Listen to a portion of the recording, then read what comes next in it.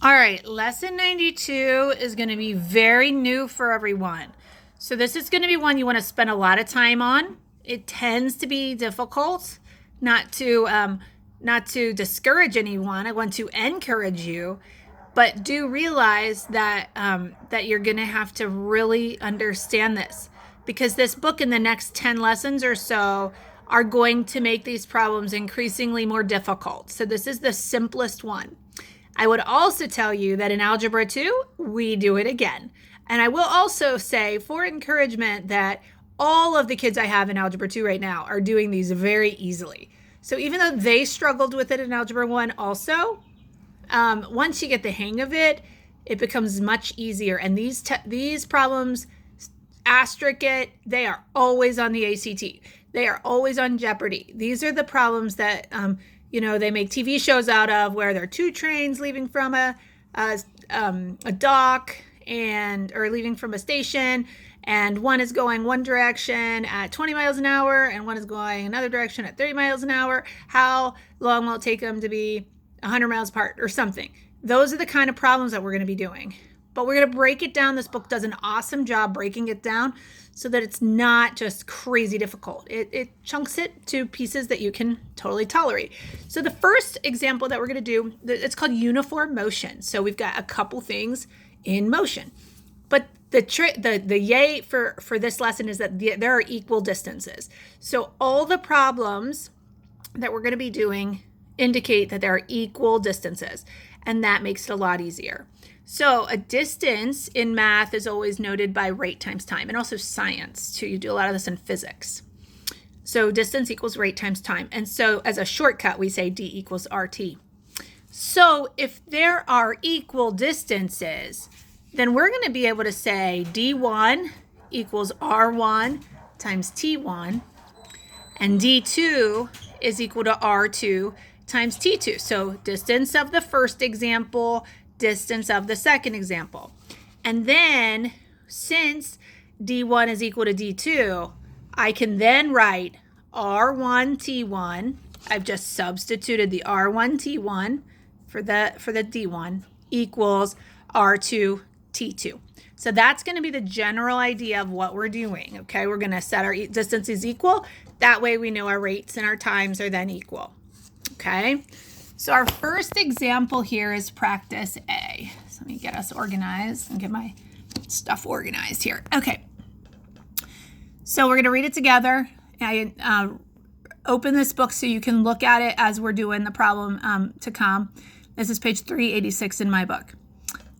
Candide and Pangloss walked to the site of the disaster in 9 hours. The next morning, they jogged back home in 3 hours. So let me side note, that's telling us they're going to one place and they're walking. From that place, they're coming back home and they're jogging. So that's like a math alert to say, oh, that's the same distance. The distance that they walked is the same distance that they jogged. So how far did they jog if they jogged 4 miles per hour faster than they walked? Okay, so they're telling us a couple things in there. They're telling us the time, right? 9 hours and 3 hours. They're telling us the rate. They jogged 4 miles per hour faster than they walked. Okay, and they also are telling us that our distances are the same. So that's all the information they're telling us. Now let's see how we can organize it. So the first thing I always do in these problems is I define my variables. So it says the time that they walked, TW, and notice we're using these subscripts that you've been practicing for the past few weeks. They've been having these oddball subscripts in your systems of equations to get your brain ready for this moment. Okay, TW is equal to 9 because they said they walked a distance of 9 or the time of 9 hours to the disaster, right? Then they jogged home the next day and it took them 3 hours, or they jogged back home whenever they jogged back home in 3 hours. Okay, so the time they walked was 9, the time they jogged was 3. Then they said, let me read it again. How far did they jog if they jogged 4 miles per hour faster than they walked? Okay, so of course jogging is faster, right? So I always think, what if I walked 2 miles per hour? So then I would jog, if it's 4 miles per hour faster, 6 miles per hour. Okay, so this is how I set up my equation.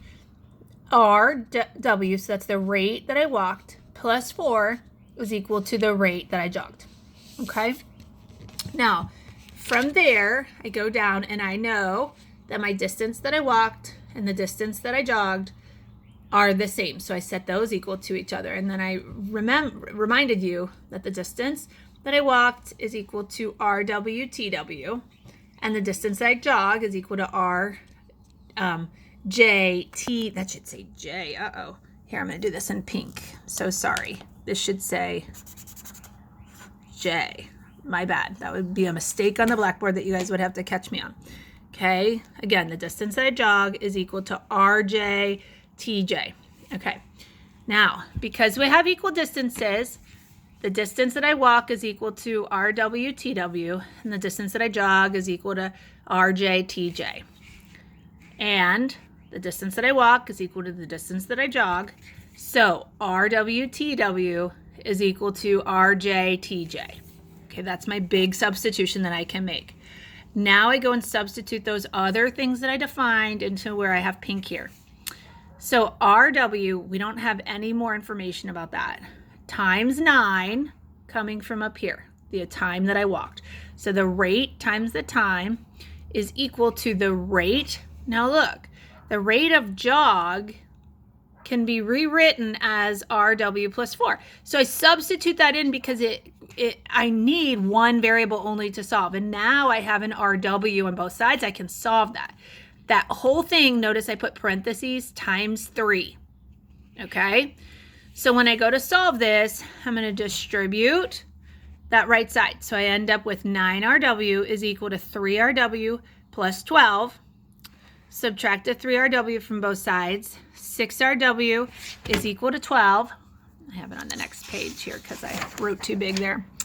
So 6RW is equal to 12. Divide both sides by 6. RW is equal to 2. Now the question is, how far, which indicates what's my distance. So my distance is equal to dW is equal to RW times TW. Okay, and the reason I'm picking W is because I knew the rate of W from right there. So dW is equal to 2, which is my rate, I just found it, times my 9, which is the number of hours it took me to walk. So my distance is 18 miles. Okay? So that's that one. Because this is a long video, I'm going to stop it, and I'm going to go on to practice B on the next video. I'll be right back.